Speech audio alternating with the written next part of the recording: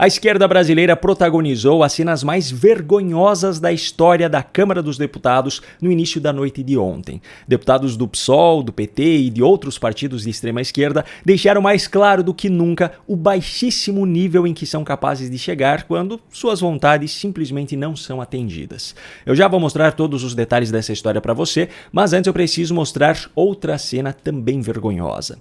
Depois da entrevista de Gilmar Mendes à Globo News, que eu mostrei no vídeo de ontem, quem compareceu ao mesmo centro de militância foi o ex-ministro do Supremo Tribunal Federal e atual ministro da Justiça, Ricardo Lewandowski. O principal assunto abordado na participação dele foi a chamada PEC da Segurança Pública, uma proposta sobre a qual eu já falei algumas vezes por aqui e que definitivamente não melhorará a segurança pública do jeito que o texto está escrito hoje, apenas dará mais poder ao governo. Essa PEC foi entregue nessa semana para o Congresso Nacional. Só que tem dois pontos da entrevista de Lewandowski que eu preciso destacar aqui. O primeiro deles é em relação a uma fala dele de algumas semanas atrás. Eu não sei se você está lembrado, mas há algumas semanas o ministro Ricardo Lewandowski afirmou em uma palestra que é falsa a história de que a polícia prende e o judiciário solta, porque, segundo ele, na verdade a polícia prende mal e o judiciário é obrigado a soltar. Pois é, não satisfeito com a revolta de grande parte da população diante daquela afirmação deplorável, ele resolveu dobrar a aposta em entrevista à Globo News. Uma excelente pergunta, Guedes, muito obrigado por ela. Deixa eu lhe dizer, realmente a frase que a polícia prende mal e o judiciário é obrigado a soltar é uma realidade. Sim, o policial arrisca sua vida diariamente, arrisca ainda mais para capturar bandidos portando armas, drogas ou seja lá o que for, bandidos que na grande maioria dos casos já possuem histórico criminal, só que então um juiz, no conforto do ar-condicionado da sua sala, manda soltar o criminoso e a culpa ainda é do policial. Com certeza, a segurança pública no Brasil melhorará com o ministro da Justiça tentando descredibilizar o tempo inteiro a polícia para passar pano para os seus ex-colegas. Agora, por falar em culpa, Lewandowski também aproveitou a entrevista para tentar isentar o governo Lula, governo do qual ele faz parte agora, da responsabilidade sobre a insegurança da população. Ocorre que a verdade é que o problema caiu no colo do governo federal, não é? Quando a população, com justa razão, diz que o grande problema que a aflige hoje é a criminalidade e que a culpa é do governo, ela não faz distinção entre governo municipal, governo estadual e governo federal. E a personalidade mais conspícua no que diz respeito ao governo brasileiro é o presidente Lula. Então, no fundo, é o governo federal que acaba sendo, digamos assim, imputado no que diz respeito a uma eventual falta de ação neste campo. Então, mas a verdade também é que nós não tínhamos autorização constitucional para agir. Não precisamos entrar no mérito das ações, porque apenas as ideias defendidas já são suficientes para entender quem é que faz o cidadão não ter segurança nesse país. Lewandowski, que era ministro do Supremo Tribunal Federal, se aposentou e foi indicado por Lula ao Ministério da Justiça, enquanto Flávio Dino, que era o ministro da Justiça, foi indicado ao STF por Lula, enfim. Independentemente dessa dança das cadeiras, todos os envolvidos nessa história defendem as mesmas coisas. Eles defendem penas mais brandas para quem comete crime sem violência ou grave ameaça à pessoa, como roubo, furto, corrupção, etc., algo que é chamado por eles de humanização do combate ao pequeno crime, mas que na verdade apenas diminui o custo em relação ao benefício para a prática desse tipo de crime. Eles defendem que o cidadão de bem, mesmo que cumpra todos os requisitos legais, não tenha acesso a armas de fogo, enquanto o bandido estará armado de qualquer forma, pois ele tem acesso a isso de forma ilegal. Eles defendem que o número de presos no Brasil seja compatível com o número de vagas nos presídios, em vez de defender que haja vagas em presídios suficientes para atender a demanda. Ou seja, a ideologia defendida por essa gente beneficia cada vez mais os criminosos e cada vez menos a população de bem. Qual é a dificuldade de entender que isso, obviamente, só provoca ainda mais insegurança?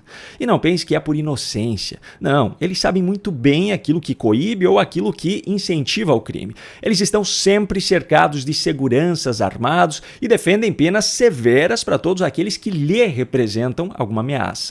Em outras palavras, eles sabem o que proporciona mais segurança, só que eles querem isso apenas para eles. Tem como ficar mais claro? Bom, tão clara quanto a obscura intenção dessas pessoas foi a hipocrisia e a infantilidade demonstrada por deputados de esquerda na sessão do início da noite de ontem na Comissão de Ética da Câmara. O deputado Glauber Braga, o brigão do PSOL, teve a cassação do seu mandato aprovada pela comissão por conta daquela situação ocorrida já nessa legislatura, onde ele expulsou da Câmara um youtuber do MBL a chutes e pontapés. A primeira infantilidade que eu preciso destacar aqui é a do próprio Glauber, que na falta de argumentos para defender o seu lado da história, simplesmente decidiu fazer birra diante da decisão e anunciou uma greve de fome. Porque eu estou o dia inteiro em jejum e eu, a partir de agora, não vou, até o fechamento desse processo, me alimentar. Ele passou a madrugada dentro da Câmara e, segundo a imprensa, está bebendo isotônicos e ouvindo NX0. Só faltou uma franjinha cobrindo um dos olhos. Agora, já pensou se todo criminoso, quando julgado, resolvesse simplesmente fazer greve de fome? Já pensou se bastasse isso para reverter uma decisão? Pois é, mas como eu falei lá no início do vídeo, a esquerda protagonizou nessa sessão cenas que, me arrisco a dizer, foram as mais vergonhosas da história da Câmara. Primeiro, por conta dos argumentos utilizados para dizer que ele estava sendo perseguido. Reforçar que o que está discutindo aqui não é só a punição do deputado Glauber Braga. O que está em debate aqui é a punição de um campo político.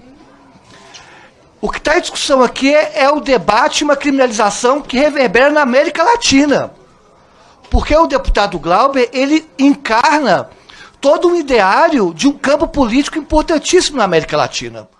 A discussão que se dá hoje aqui é sobre democracia. Isso tem algo no Brasil que mostra a fragilidade da nossa democracia e o racismo. Eu estou sentindo aqui.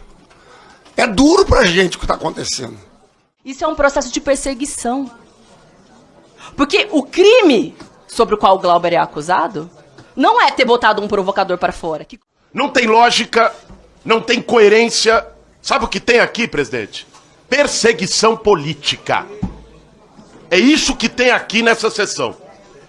Deveria envergonhar aqueles que estão sendo cúmplices dessa perseguição política. Porque vocês podem inaugurar hoje a cassação por ideologia. Cassação por posicionamento político. E quando eu olho o que estamos vivendo aqui, com a possibilidade de caçar um deputado por dizer o que pensa... Peraí, por acaso isso é jeito de dizer o que pensa? Muito bem! Isso! Olha isso, batendo! Deputado federal! Se fosse assim, qualquer agressor poderia alegar que estava apenas expressando a sua opinião.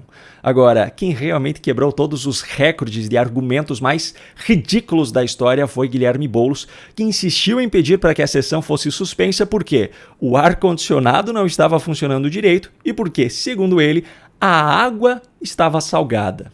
Queria fazer esse pedido porque eu acho assim, podemos seguir discussão, não vai ter tempo de deliberar hoje. Visivelmente, acho que isso já está claro para todos aqui, mesmo para aqueles que queriam mais celeridade, que querem a cassação do Glauber. Não vai dar tempo, pelo padrão que tem sido o início da ordem do dia.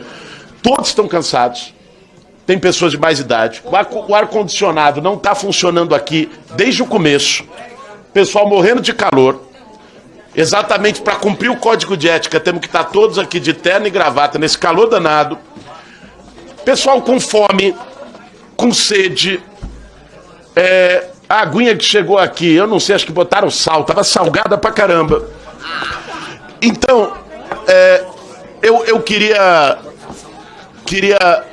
sugerir, presidente, que diante desse cenário e pelo avançar da hora, considerando o artigo 6º, nós possamos suspender essa sessão e seguir a deliberação na semana que vem. Agradeço, deputado Boulos. Mas ele não foi o único a usar argumentos nesse sentido. Érica Hilton também seguiu numa linha parecida, só que acrescentando a gritaria como método. Nós estamos aqui desde manhã, muitos dos deputados sem almoço, sem café, sem nada. O deputado chega, sabe-se lá eu, da onde, em 5 minutos, pauta um projeto e quer suspender a discussão de um tema tão sério desse e o deputado sendo agredido verbalmente aqui dentro, e é exatamente isso isso que o Conselho de Ética está votando. Votando que deputados sejam agredidos. Isso é um absurdo, presidente. É um absurdo. E por falar em gritaria, a esposa do Glauber, a especialista no assunto, Sâmia Bonfim, também fez uso da velha estratégia escandalosa da esquerda. A nossa sessão tava ali no meio daquela turba desrespeitosa, machista, que não autorizava que a deputada Catarina levasse adiante. E agora vem aqui com uma suposta moralidade, quer encerrar uma discussão injusta, vou dando continuidade, arbitrária. eu fiz passo diretamente à votação nominal do requerimento. Em votação, e aí a gritaria de um vira a gritaria de todos para impedir que o trabalho tenha andamento. o regimento não diz, o regimento interno permite o requerimento de somente discussão. Eu não vou permitir, deputado. Não vou. Eu tenho que voltar para votação. E a mesma postura exemplar foi mostrada em outros momentos, como, por exemplo, na leitura do resultado final da votação. A